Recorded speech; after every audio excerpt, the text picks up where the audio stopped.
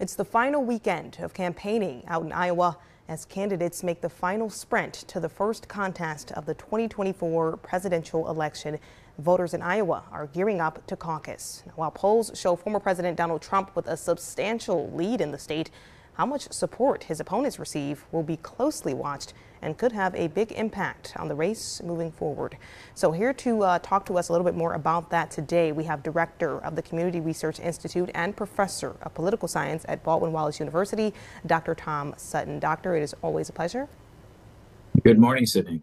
Now, the first wild card in this caucus is the weather. Let's talk about that. Temperatures expected to dip well below zero. Do you expect that to have an impact on what we could see coming out of Iowa tomorrow?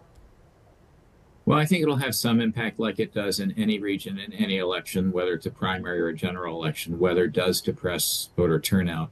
Here, though, we're talking about a party primary caucus, which tends to attract highly engaged voters. And I think because you have not just one candidate, but you really have three, including, of course, former President Trump, who is a substantial lead of about 25 points going into this, I think you will see a depressed turnout compared to prior caucuses, but still it will be strong. And keeping in mind, turnout is all over the state in school gyms and church meeting rooms and even people's living rooms sometimes to do a caucus. Now, former President Trump did spend a lot of last week in the courtroom instead of on the campaign trail. Do you expect that to have done any damage to the lead that he was already getting in the polls in Iowa? No, I don't think that's going to have any impact at all. In fact, what we're seeing is that from the time of the first indictments in the spring, his numbers have actually gone up among Republican supporters who consider themselves Trump supporters. It was just reported that polling data is showing actually now college-educated Republican voters are a majority now are also supporting Trump, which was not the case, say, 6 months to a year ago. No, this past week we did see Chris Christie drop out of the race. We also saw Ron DeSantis facing off with Nikki Haley in another GOP debate. Do you think that these debates have done anything to make these candidates even register a blip on the radar behind Trump?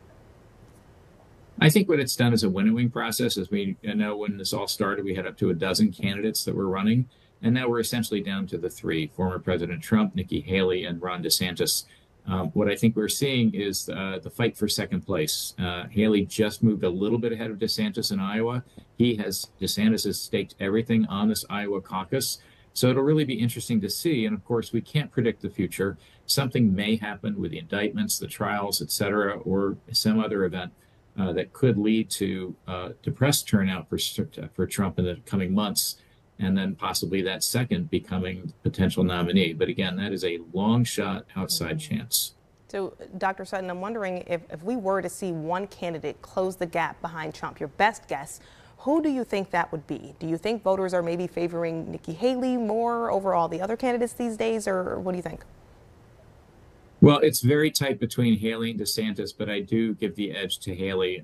I think she has a more clearly articulated vision for her campaign. I think the fact that she's a woman actually plays to her advantage among voters in many of these primaries and caucuses. And DeSantis, unfortunately, has apparently had during the campaign an experience of the more people get to know him, the less likely they are to support him, which is a paradox. But with Haley, it tends to be just the opposite. She's had her gaffes, but in general, I think she's probably the one that is most likely to be the one to come in second behind Trump.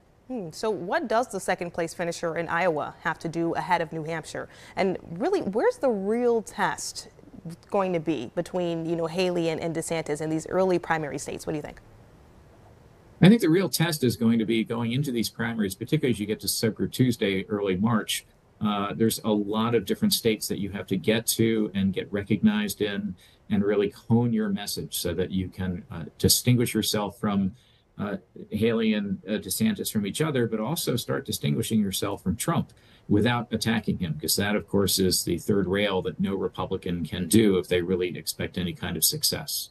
And, while all this is happening in Iowa, it does seem, Doctor, that Congress managed to reach a deal on keeping the government funded until March. Do you think that this is a positive sign that we're seeing them somewhat work together, or maybe not, since it's just another continuing resolution? I think it's a positive sign and a good sign for the Speaker of the House, that Mike Johnson, that he was able to craft this deal. Now, his opponents, the Freedom Caucus conservatives, are not very happy with this, but they weren't happy with the last deal. And let's keep in mind, budgets in general in the federal government in Congress have been these sort of patchworks of we'll extend, we'll extend. We haven't had an actual budget process that came in on time since the 1990s. So it's not surprising. We'll be back here in March having the same conversation. And again, I think the things that he's giving conservatives, like cutting back on the IRS spending and cutting other kinds of non-military programs, are the sorts of things that will get enough Republicans and probably some Democrats to support. Dr. Sutton, thank you so much for joining us this morning. We appreciate you coming on again and again. We really do. Thank you for that. You have a great rest of your weekend. Okay, you too, Sydney. Take care.